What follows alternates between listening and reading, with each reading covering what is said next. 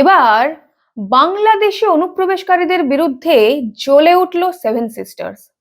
অরুণাচল প্রদেশের রাজধানী ইটানগরে সম্প্রতি বাংলাদেশে অনুপ্রবেশকারী এবং বাংলাদেশে হিন্দু ও সংখ্যালঘু হত্যার প্রতিবাদে মিছিল বার করলো সেখানকার যুব সমাজ। হাতে মশাল নিয়ে রীতিমতো বাংলাদেশে অনুপ্রবেশকারীদের বিরুদ্ধে এবং বাংলাদেশের ইউনূস সরকারের বিরুদ্ধে স্লোগান দিতে দেখা যায় তাদেরকে। এই সেভেন সিস্টার্স বরাবরই দেশ মায়ের জন্য তাদের প্রাণ বলি প্রদত্ত, দেশ মায়ের সেবায় তারা নিয়োজিত ছিল। কিন্তু কংগ্রেস সরকারের ব্যর্থতা এবং জওহরলাল নেহেরুর অপদার্থতার কারণে বারবার সেভেন সিস্টার্স ভারতের মূল ধারা থেকে বিচ্ছিন্ন থেকেছে। আর সেই জন্যই বাংলাদেশ, চীনের মতো দেশ বিভিন্ন সময় বিভিন্ন কথা বলার সাহস পেয়েছে। আজকে এই নিয়েই আমাদের আলোচনা, কিভাবে কংগ্রেস সরকার সেভেন সিস্টার্সকে বঞ্চিত করেছিল। শেষ পর্যন্ত সঙ্গে থাকবেন। নমস্কার, আমি স্বাতী। মাধ্যম ইউটিউব চ্যানেলের আরো একটি ভিডিওতে আপনাদের স্বাগত জানাই। আমি যেটা দিয়ে শুরু করেছিলাম, সম্প্রতি ইন্টারনেটে একটা অভূতপূর্ব ভিডিও ভাইরাল হয়েছে। দেখা যাচ্ছে মশাল হাতে অন্ধকার রাস্তায় রীতিমতন মিছিল করে যাচ্ছেন অরুণাচল প্রদেশের যুব সমাজের মানুষজন। কিছুটা ঝলক রইল আপনাদের জন্য, দেখুন সেই ভিডিও।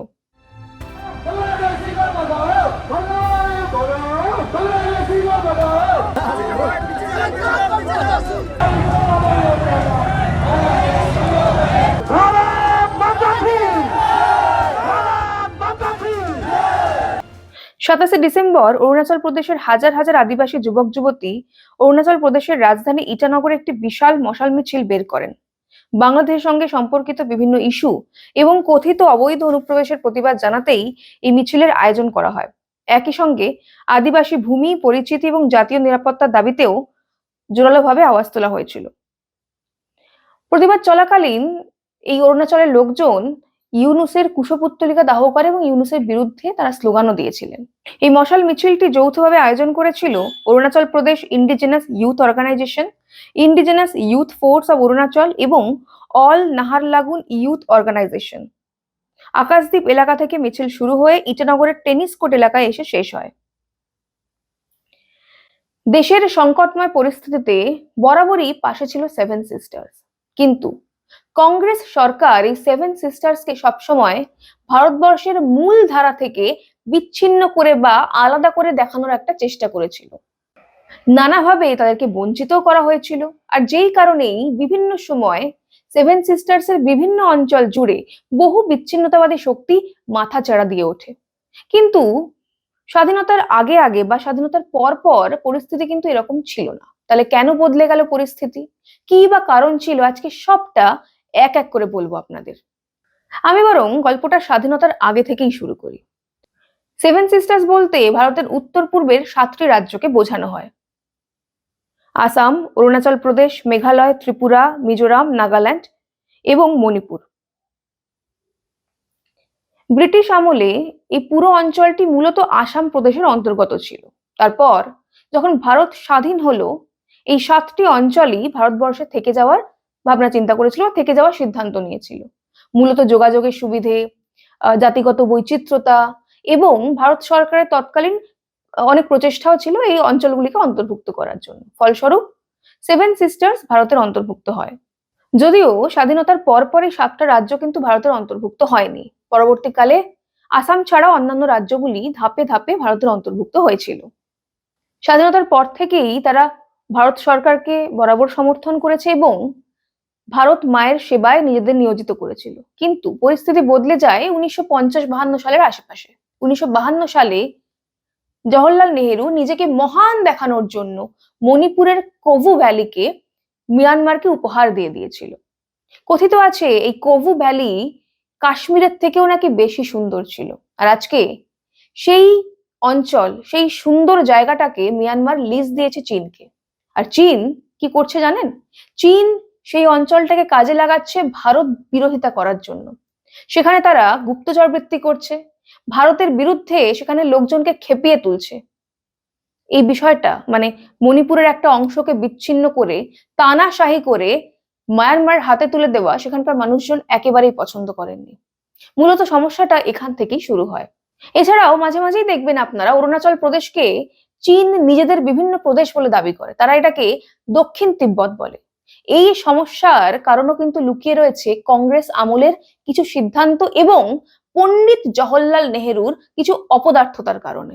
1962 সালে যখন ভারত চীন যুদ্ধ চলছে, সেই সময়তে অরুণাচল প্রদেশের অনেকখানি অঞ্চলে ঢুকে এসেছিল চীনা সেনারা। তাদের প্রতিহত করার বদলে জওহরলাল নেহেরু তখনও পর্যন্ত হিন্দি চিনি ভাই ভাই স্লোগান দিয়ে গিয়েছিলেন। আর ঠিক এইভাবেই ভারতের হাতছাড়া হয়ে গিয়েছিল আকসাই চীন। কংগ্রেস সরকারের উদাসীনতার কারণে তিব্বত আর চীনের দখলে। এই পুরো বিষয়টাই পাহাড়ের মানুষজন কখনোই ভালোভাবে মেনে নেননি।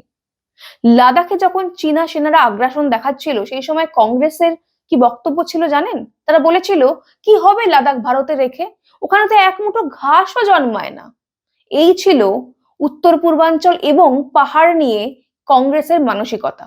এই বিশ্বাসঘাতকতা, বঞ্চনা দীর্ঘদিন ধরে ভোগ করেছেন সেখানকার মানুষজন। কংগ্রেসের মতামত ছিল যে 543টা সিটের মধ্যে মাত্র 25টা আসন, মানে লোকসভা আসন, সেভেন সিস্টার্স থেকে আসে। কি দরকার এই অঞ্চলে এত সময় দিয়ে, নজর দিয়ে, টাকা দিয়ে, অনুদান দিয়ে বা যা যা ইনফ্রাস্ট্রাকচার ডেভেলপ করে, মাত্র তো 25টা সিট। তারা বোঝেনি এই 25টা সিটের গুরুত্ব, তারা বোঝেনি যে ভারতের একটা বিস্তীর্ণ বর্ডার এই অঞ্চলে রয়েছে এবং এখানকার জনজাতি বিন্যাস এগুলোকে রক্ষা করা গুরুত্বপূর্ণ, প্রয়োজন। তারা কোনোদিনই এই অঞ্চলে নজর দেয়নি। কংগ্রেসের কথা এটা ছিল রিমোট ফ্রন্টিয়ার। যেমনি নর্দার্ন ফ্রন্টিয়ার, সাদার্ন ফ্রন্টিয়ার বলে থাকে, তেমনি ওরা এটাকে রিমোট ফ্রন্টিয়ার বলতো। এবং কোনো সমস্যা হলেই সেখানে কথায় কথায় রাষ্ট্রপতি শাসন লাগিয়ে দেওয়া হতো। এই অবস্থার পরিবর্তন ঘটে কেন্দ্র প্রধানমন্ত্রী নরেন্দ্র মোদী দায়িত্ব পাওয়ার পর। বিজেপি সরকারের আমলে বিগত 10 বছরে এই সেভেন সিস্টার্স এর অভূতপূর্ণ উন্নতি ঘটেছে। এক এক করে বলি আপনাদের। ইতিমধ্যেই 5 লক্ষ কোটির বেশি টাকা উত্তর পূর্বাঞ্চলের ক্ষেত্রে উন্নয়নের জন্য বরাদ্দ করা হয়েছে। প্রধানমন্ত্রী নরেন্দ্র মোদী, স্বরাষ্ট্রমন্ত্রী অমিত শাহ বহুবার সেখানে গিয়েছেন, নিজে দাঁড়িয়ে থেকে সামনে থেকে বিভিন্ন উন্নয়নমূলক কাজের তদারকি করেছেন। এমনকি প্রধানমন্ত্রী নরেন্দ্র মোদী 70 বার একা সেভেন সিস্টার্সে গিয়েছেন। বিজেপি সরকার ক্ষমতায় আসার পর তাদের প্রধান লক্ষ্য ছিল এই অঞ্চলে বিচ্ছিন্নতাবাদী গোষ্ঠীগুলিকে ট্রাঙ্কুলাইজ করা। সেই লক্ষ্যেই তারা দীর্ঘদিন ধরে কাজ করেছে এবং ইতিমধ্যেই বিভিন্ন জনজাতি গোষ্ঠী যারা বিচ্ছিন্নতাবাদী শক্তিকে মদত দিত বা বিভিন্ন বিচ্ছিন্নতাবাদী গোষ্ঠীর সঙ্গে 11টার বেশি শান্তি চুক্তি স্বাক্ষরিত হয়েছে। এই ধরনের বিচ্ছিন্নতাবাদী লোকজন যারা বিদেশের টাকা খেয়ে অন্য দেশের প্ররোচনায় হাতে অস্ত্র তুলে নিয়েছিল, তাদেরকে বুঝিয়ে সঠিক পথে নিয়ে আসা হয়েছে, তাদেরকে মূল ধারার জীবনে ফিরিয়ে দেওয়া হয়েছে। এরকম যারা হাতিয়ার নামিয়েছেন, আত্মসমর্পণ করেছেন, এরকম বিচ্ছিন্নতাবাদীর সংখ্যা 9,500-রও বেশি।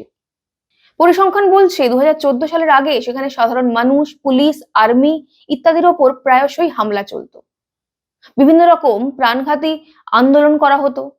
নানা রকম ভাবে ওই পুরো উপত্যকাকে অস্থির করে রাখা হতো। কিন্তু পরিসংখ্যান বলছে 2014 সালের পর থেকে 71% এরকম ঘটনা কমে গিয়েছে। সাধারণ মানুষের প্রাণের উপর আঘাত কম আসছে। সেনাবাহিনী বা পুলিশের উপরেও কিন্তু আর আঘাত করা বা হামলা করা বা আক্রমণের ঘটনা দেখা যাচ্ছে না সেইভাবে।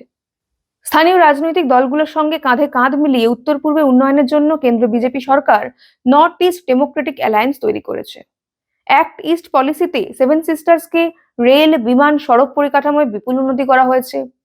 2014 সালের আগে 2122 কোটি টাকা রেলের বরাদ্দ ছিল এই অঞ্চলের জন্য। বর্তমানে সেটা বেড়ে দাঁড়িয়েছে 10,440 কোটি টাকা। ত্রিপুরা, আসামের ন্যারোগেজ লাইনগুলোকে ব্রডগেজ করে দেওয়া হয়েছে। অমৃত ভারত প্রকল্পের আওতায় 37টি স্টেশনের আধুনিকরণের কাজ চলছে।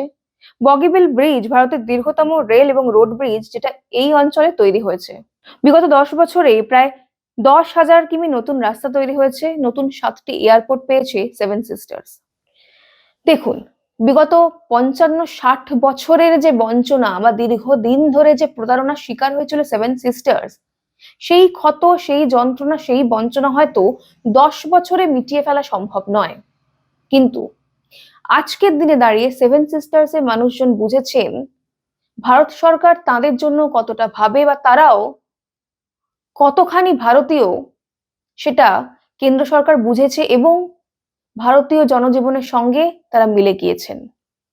আর তাই সেখানকার স্থানীয় মানুষজন সরকারের বিরুদ্ধে অস্ত্র তুলে নিচ্ছে না, বন্দুক তুলে নিচ্ছে না, বরং বাংলাদেশি অনুপ্রবেশকারীদের বিরুদ্ধে তারা মশাল হাতে মাঠে নেমেছে। তারা ইউনূসকে গালি দিচ্ছে এবং ইউনূসের কুশপুত্তলিকা দাহ করছে।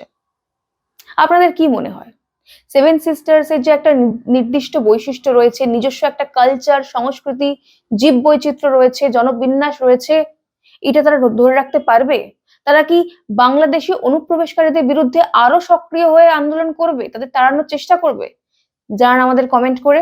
আজ এই পর্যন্তই, দেখা হবে পরের একটি ভিডিওতে। ততক্ষণ পর্যন্ত সঙ্গে থাকুন, দেখতে থাকুন মাধ্যম।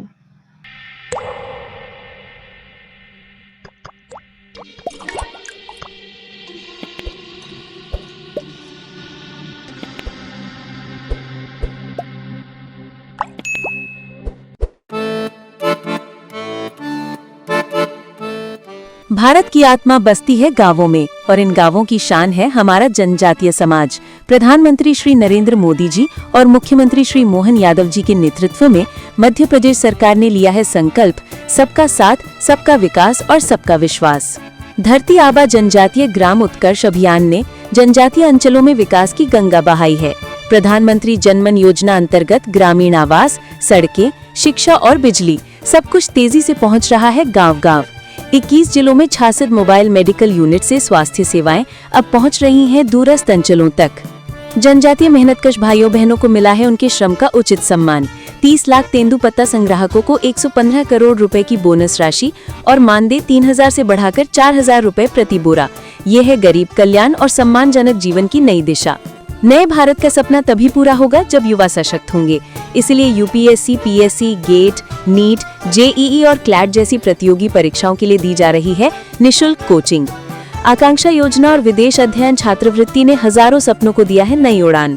प्रदेश में स्थापित 126 वनधन केंद्रों से 30,000 से अधिक जनजातीय युवाओं को मिला है रोजगार। देश का पहला ट्राइबल हॉस्टल हो या सेना और पुलिस सेवाओं में भर्ती के लिए विशेष प्रशिक्षण, सरकार हर मोर्चे पर जनजातीय युवाओं को बना रही है आत्मनिर्भर।